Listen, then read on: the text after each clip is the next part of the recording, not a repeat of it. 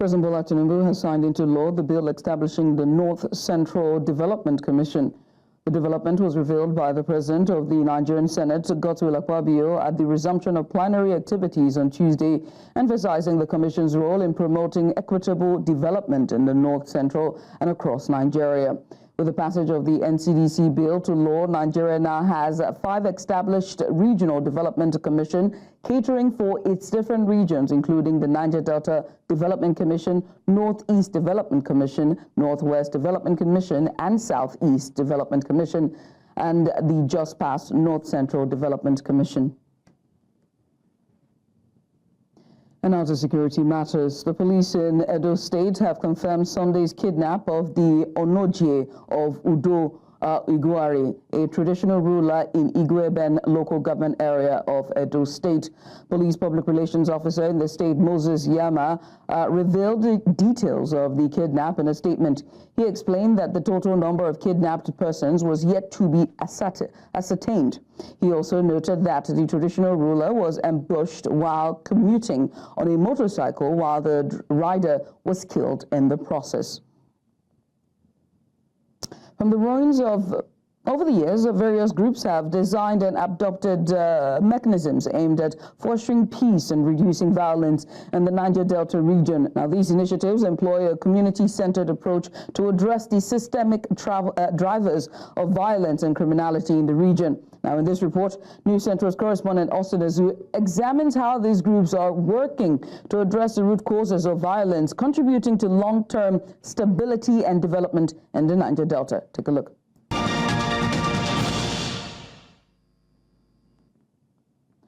Over the years, various groups have designed and adopted mechanisms aimed at fostering peace and reducing violence in the Niger Delta region.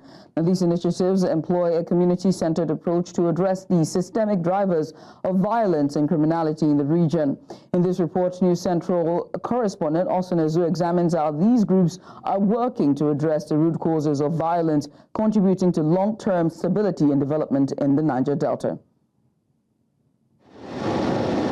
The Niger Delta region of Nigeria faces numerous challenges that hinder its development and affect the livelihoods of its inhabitants. Some of the key challenges confronting the region include environmental degradation, waterborne diseases, militancy, kidnapping, cultism, herders and farmers clash, piracy, among others. The government should work on local vigilance to join forces or to join hands with the police. Our leaders are helping, the insecurity and everything. Because you see Nigerian leaders, upon all the money they have, they are not satisfied with the money. Even if the person is governor or president, he's not satisfied with his own salary. He still steals the money of the nation. Addressing these challenges, no doubt, requires a multifaceted approach that involves the government, private sector, and civil society organizations. Against this background, that the Search for Common Ground is organizing a refresher training for selected government security agencies in Delta State to create an inclusive community security framework to address the root causes of violence, contributing to long-term stability and development in the Niger Delta. The central message here is a community-centered approach to transforming criminality and violence in the Niger Delta. And this training is building their knowledge on the issues of human rights and the appropriate method that is non-adversarial to combating crime within the communities. So that's the essence of the training. This training is meant to give them extra layers of information and also connect them to our structures in the specific local governments where we're working in and the communities across Delta State to ensure that what we are doing at the community level has a direct connection to the security agencies to reduce crime violence and then ensure that early warning and early response is activated and actualized at the grassroots. Participants, however, shared knowledge acquired and how they intend to implement it in their various agencies. That training has really assisted us, especially in our command, in carrying out a lot of things, especially in our relationship to the community. With trainings as this, it always keep us out our foot, keep us at the back of our mind, knowing that these are things that we ought to do as police officers. And also the mandate to also go further, to tell our other officers who are not here that this is what the policing is all about. It's all about not abusing powers and so many other things which are known. It's essential to prioritize the needs of the region's inhabitants and ensure that the development projects are sustainable, equitable, and environmentally friendly. In Asaba for News Central, I'm Austin Azu. The Special Offences Court sitting in Ikeja, Lagos, has acquitted and discharged the former Minister of Aviation, Femi Fani-Kayode, of the charge of medical forgery leveled against him by the Economic and Financial Crimes Commission, EFCC. Justice Olubunmi Abike-Fadipe, who freed the former minister while delivering ruling on the no-case submission filed by his counsel, held that the prosecution failed to establish a prima facie case against him. The court upheld the no-case submission filed by his counsel, Norrison Quakers and ruled that Fani-Kayode had no case to answer as the EFCC did not link him to the offence. Away from that, residents of Bello Street in Ikosi, Ketu are calling on the government to come to their aid after several buildings were marked for demolition and some have partially been brought down.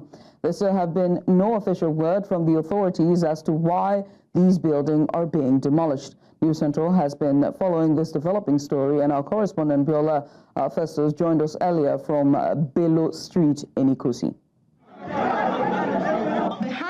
Is a bulldozer that just resumed demolition, and I think our presence here kind of scares them. So when we arrive here, they stop work, and then when we leave, they kind of resume their work. We were here earlier today, and it was as though works had stopped, but we realized that upon our return, work had resumed. We saw the son of the Onikosi on ground. He had been here since yesterday monitoring the demolition, and we sought to speak with him, but he wouldn't speak with us. When we walked close to him, he said no, that we should put away our phones and every equipment and not talk with him. When we insisted that we needed to get their own part of the story, he said we have to come to the palace to speak to his father, but not today. And I wonder if that will ever happen, because we had wanted that yesterday and he still refused. Meanwhile, I have another landlord, a woman who is in her 70s and whose home was affected. She tells us her story now. Can you tell her, we were at your house earlier and we saw that your building has been demolished. Can you tell us how it happened, please? I wasn't around yesterday, but I came and I saw my house being rooted down. So I went to Oba's house. He said that they shouldn't have done it. Either they've done it or they shouldn't have done it. They did it. So what do I do? At 70, what do you want me to do? And this is the second time. Yes. What were you told when this happened the first time? What was your compensation? He told me that he will rebuild it, but he didn't do anything. He bought something, but I didn't see it. So, and this is the second time. When we spoke off camera, you told us that he apologized to you. I'm talking about the Onikosi. Yes. You told us that he had apologized for demolishing your house some 4 years ago, that it was a mistake. How was that? He said it was a mistake, but this time, Uncle, I called him and he told me that he wasn't around, that he will see to it. So I don't know what he's going to see to it. I don't know. Now, the fence is being rooted down, the new house.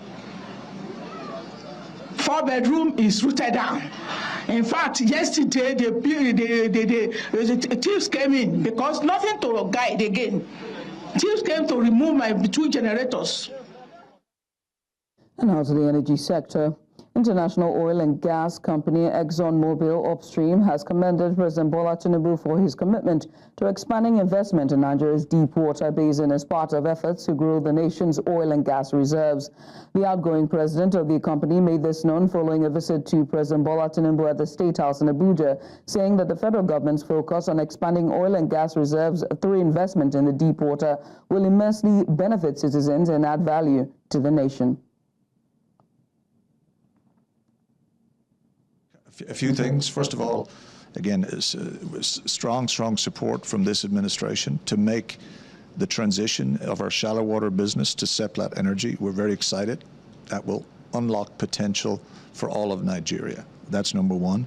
And secondly, the administration's support, in particular with the president's directives to encourage investment in the deep water, will, in my view, set us up for many years to come with many exciting developments. So this administration has been extremely supportive of the potential to expand oil and gas, low emissions oil and gas in this country. Very supportive. We've completed the divestment of the joint venture, and so we're looking forward now on a refocused business focused on deep water. We have a lot of exciting prospects and opportunities that I've reviewed with the team just yesterday, and we're looking forward to advancing those as quickly as we can with the support of the President's directives, the support of the government, and we're very excited about the future here. The Northwest Governors Forum has revealed that they will be prioritizing agriculture and reducing unemployment, poverty, and out-of-school children within their states.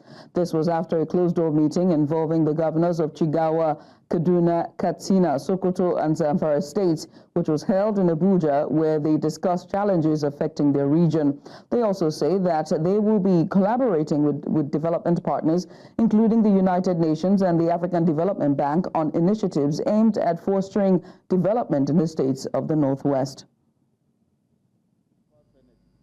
And the whole of us have agreed to work together in areas of economic development, how to develop agriculture, how to address issues bordering about out-of-school children, how to address poverty level in the region, and also how to create employment for our teeming youth. So these are the focus of the administration of various states in the Northwest, and together, if we cooperate, we are going to achieve that holistically.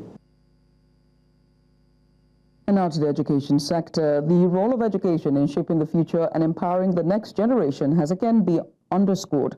This discussion took the center stage at a recent ceremony marking the unveiling of a newly equipped block of classrooms in Ogun State, southwest Nigeria. While attendees described the initiative as a good start in providing a suitable learning environment for the younger generation, they urged relevant stakeholders to prioritize education by providing students with the tools and resources they need to succeed.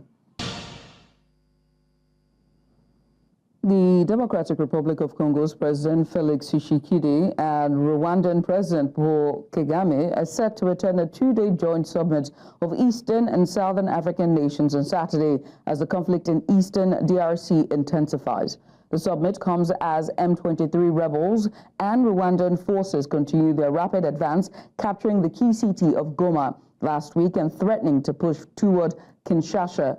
Now, with tensions escalating, the president of DRC, that's the DR Congo, has vowed a strong military response and called on the international community to sanction Rwanda over its alleged support for the rebels. The lightning offensive marks the latest escalation in a region long plagued by violence as armed groups fight for control over valuable mineral resources. The fall of Goma has worsened the humanitarian crisis with deadly clashes and mass displacements adding to the suffering.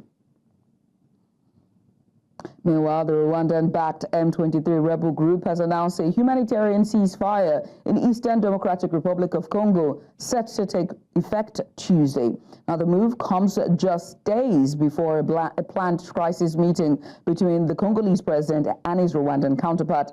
A statement from the River Congo Alliance, a political military coalition that includes M23, confirmed the ceasefire, citing humanitarian reasons. Despite recent threats to continue its advances towards Kinshasa, the group now insists it has no intention of seizing Bukavu or other cities. While fighting has ceased in Goma, clashes have spread to South Kivu province, sparking concerns of an M23 push towards Bukavu. In a bold move, the U.S. has struck a new trade deal with Canada, Mexico, while simultaneously slapping new tariffs on China. The deal, aimed at boosting North America trade, focuses on reducing barriers and fostering cooperation in key industries. However, the U.S. administration has also imposed increased tariffs on Chinese goods, escalating tensions in the ongoing trade war. The tariffs is expected to affect a wide range of products, from electronics to machinery, with critics arguing that they could raise costs for American consumers and businesses alike. The global economic landscape braces for further fallout from these escalating trade moves. Hizo varias propuestas y finalmente pues llegamos al acuerdo que está en el acuerdo que se puso de poder poner más guardias nacionales en la frontera norte para proteger la frontera y evitar el tráfico de drogas, y en particular el tráfico de fentanilo de México hacia Estados Unidos. Le planteé siempre que queríamos que pusiera en pausa las tarifas desde el primer momento, los aranceles. Entonces, en este caso llegamos a ese acuerdo, pero también le expliqué pues la gravedad de la cantidad de armas de alto poder que entran desde Estados Unidos a México, y que estas armas de alto poder que llegan de manera ilegal pues arman a los grupos delictivos y que pues le dan. In the meantime, in response to an agreement with the U.S. to delay tariffs, Mexico has deployed 360 members of its National Guard to the U.S. border. The troops, part of a larger plan to send 10,000 National Guard personnel, will focus on combating drug trafficking and enhancing border security.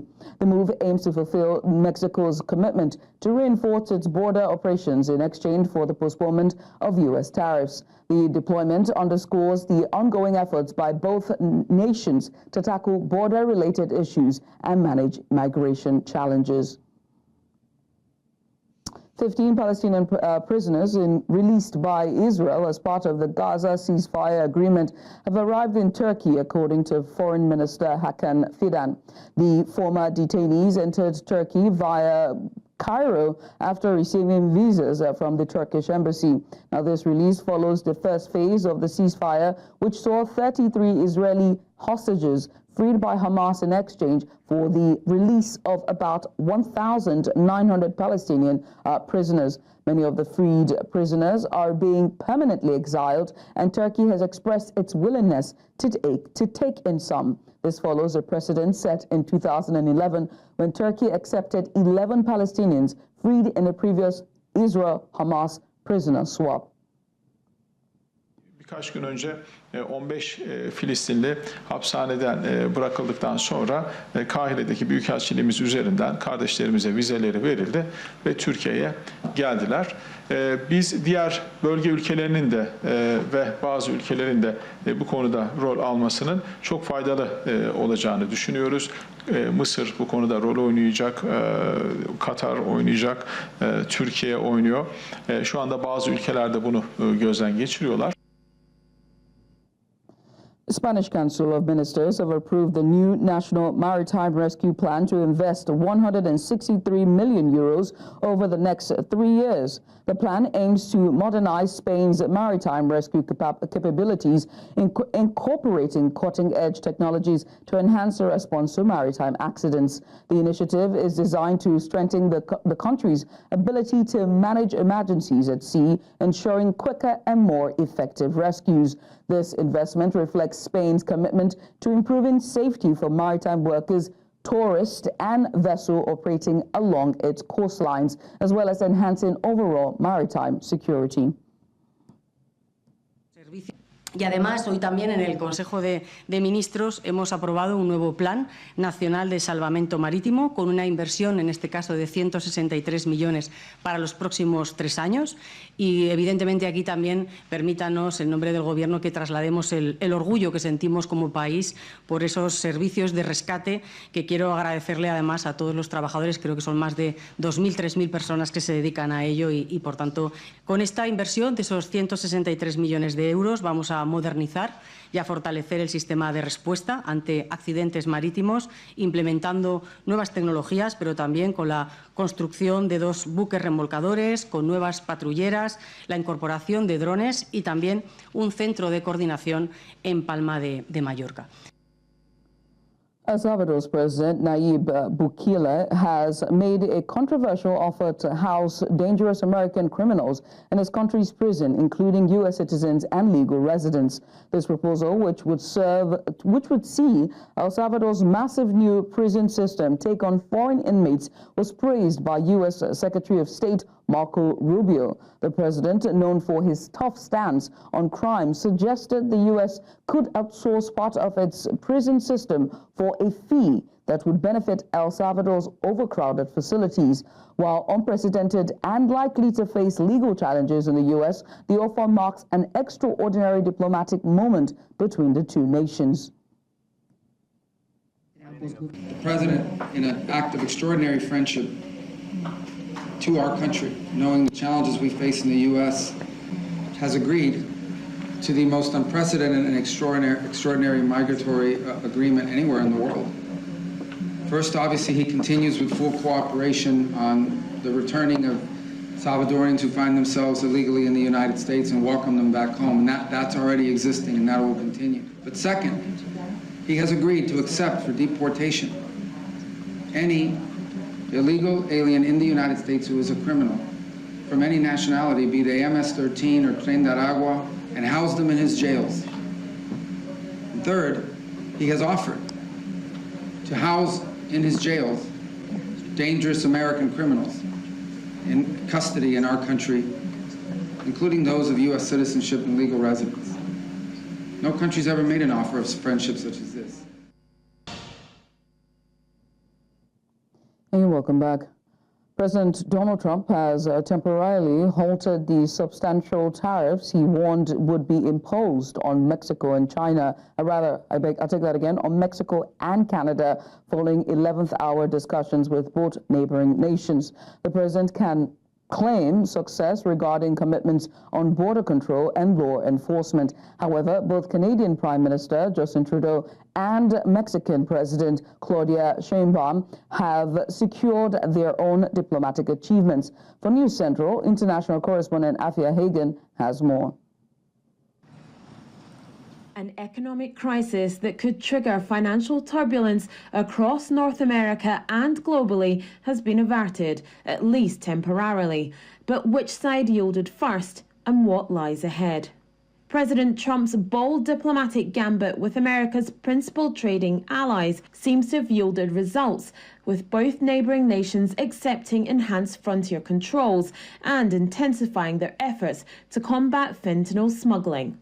The tactic of wielding American economic might to extract compromises from other nations marks a triumph for Trump's America First policy, enabling him to deliver on key domestic pledges while shielding American consumers from the financial fallout of a continental trade dispute. His tariff approach isn't unprecedented. Trump's earlier duties on steel and aluminium during his previous administration sparked opposition from Mexico, Canada and the European Union, though financial experts note these measures had more limited impact. Yet doubts persist about Trump's resolve to implement these measures against Canada and Mexico once the 30-day period concludes. Such ambiguity fuels concerns that businesses might reduce their American market exposure, postponing factory investments or recruitment decisions until the trade situation becomes more definitive. The reality is trade wars ultimately result in everyone getting poorer.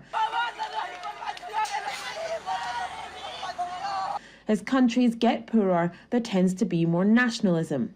This mirrors the events of the 1930s, which eventually led to global conflict, which is a deeply concerning trajectory. Nevertheless, Trump's tariff policies might serve to expose significant disparities within international trade and could potentially redirect attention to issues that economic experts tend to avoid discussing, like massive trade deficits and trade surplus. For News Central, I'm Afia Hagan.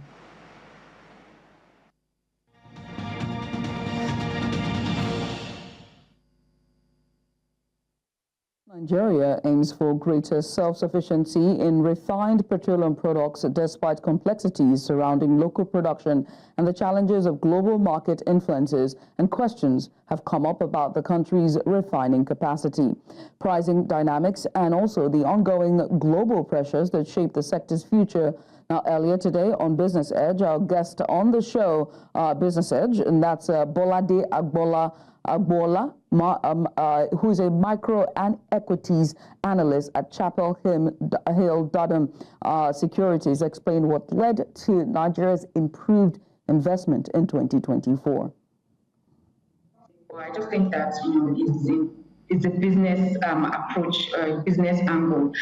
If they are selling to Nigerian refineries, it's main naira for crude would have to happen. So they'll be getting naira for their sale. But if they're selling to, if they're exporting, like they're selling to customers outside Nigeria, they'll be getting dollar revenue. So I just think it's a business approach to things in that they earn dollar revenues when they export, and in selling locally, they'll be earning in naira. So I just believe there is a need to follow the rules that have been put in place by the regulators to ensure that there is a balance in this. I don't think there is any additional fiscal incentive that should be done. It's just, protecting the interests of the country while businesses also stay profitable.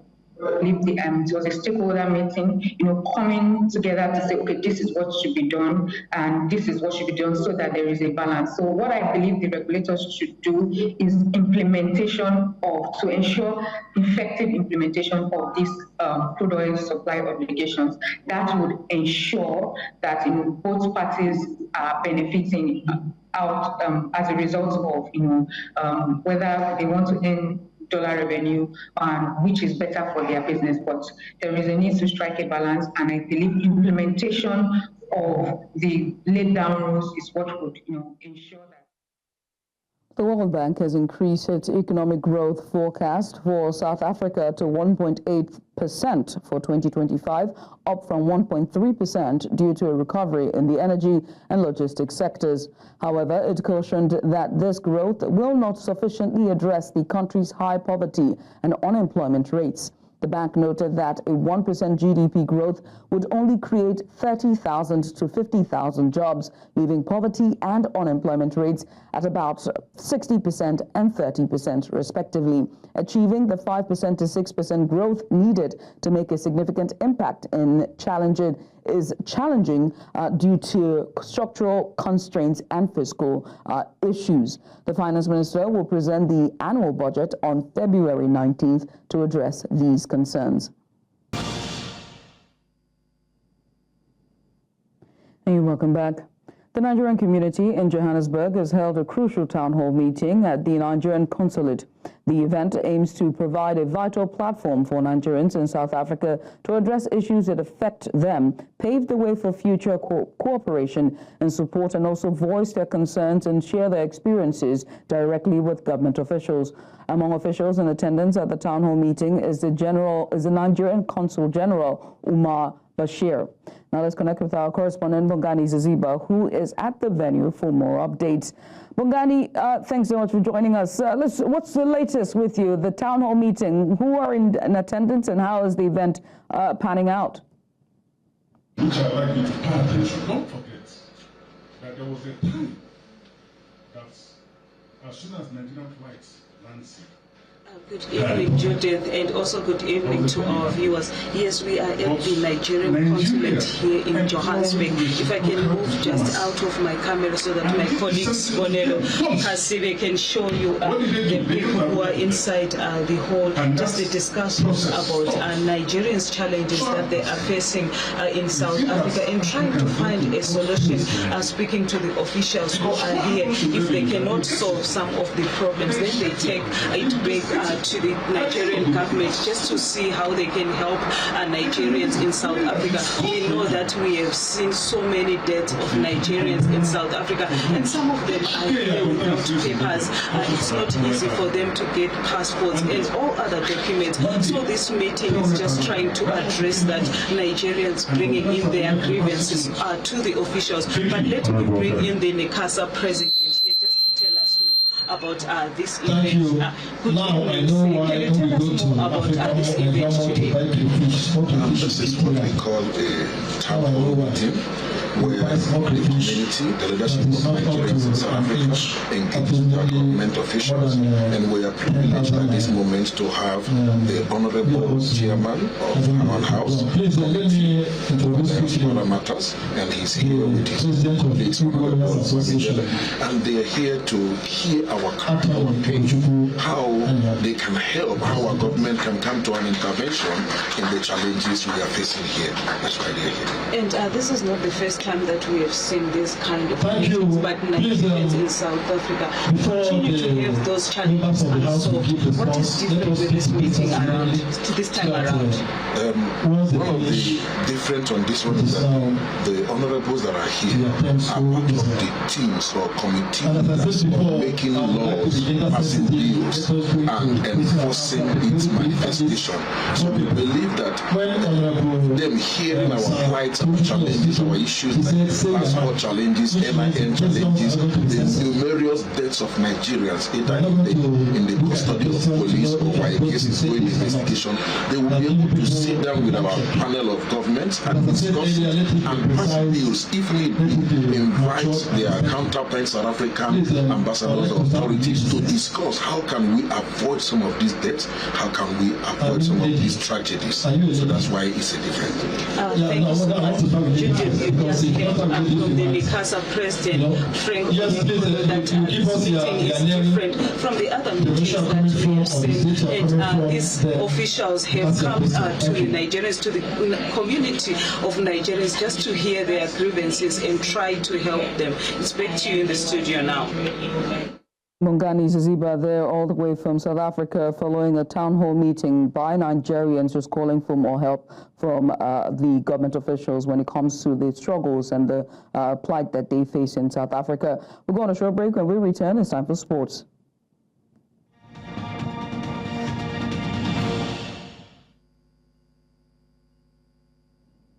The Nigeria Premier Football League has announced a new date for the rescheduled Match Day 20 fixture between Kwara United and Shooting Stars. The game, initially scheduled for Saturday, January 25th, will now be played on Wednesday, February 12th of 2025. The encounter is set to take place at the Rashidi Yakini main bowl of the George Ini Stadium in Ilorin. Shooting Stars are in perilous form with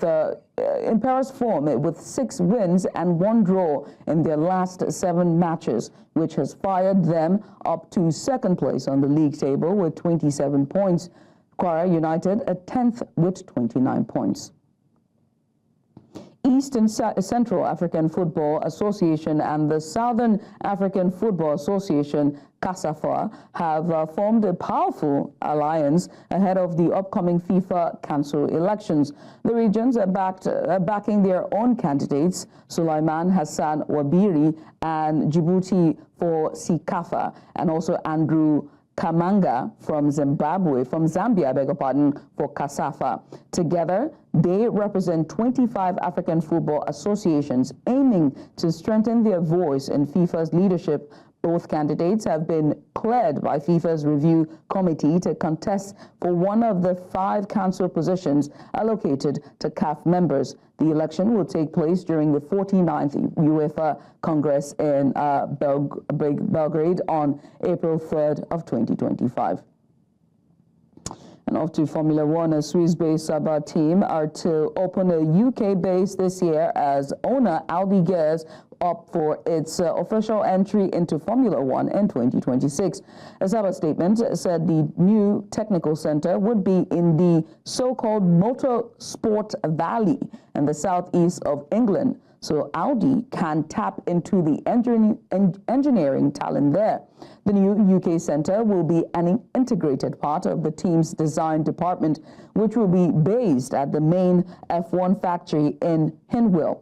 Audi's engine department at the Nürnberg on the Donau in Bavaria, which is in Germany, and Sabah finished 2024 last in the Constructors' Competition Championship, I beg your pardon, and Audi says it is aware of how much work is required before it can fulfill its ambition of competing at the front.